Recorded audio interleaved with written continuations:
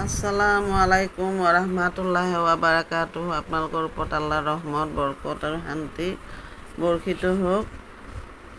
আউযু বিল্লাহি মিনাশ শাইতানিৰ ৰাজিম। বিসমিল্লাহিৰ ৰাহমানিৰ ৰাহিম। খেদা খোৱা শয়তানৰ প্ৰচলনিৰ পৰা আল্লাহ তুমি আমাক ৰক্ষা কৰা। পৰম কৰুণাময় পৰম দয়ালু আল্লাহ তাআলাৰ নামত আৰম্ভ কৰোঁ। আজি সূৰা আজ-জাৰিয়া অৰ্থ বিক্ষেপকাৰী বতাহ ডাউনিং উইণ্ডছ।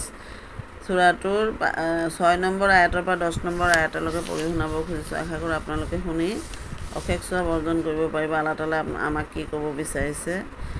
বিচাৰৰ দিনটো অৱশ্যম্ভাৱী, বিভিন্ন আকৃতি বিশিষ্ট আকাশৰ শপত, পৰকাল সম্পৰ্কে তোমালোকৰ কথাৰ কোনো মিল নাই। যিজনে সত্যৰ পৰা ফালৰি কাটি গৈছে তেওঁ সেয়া মানিবলৈ প্ৰস্তুত নহয়। 10 নম্বৰ আয়াত। সেইবিলাক মানুহ ধ্বংস হয় যিবিলাকে ধাৰণা আৰু অনুমানৰ ভিত্তিত সিদ্ধান্ত লয়। সমাপ্ত।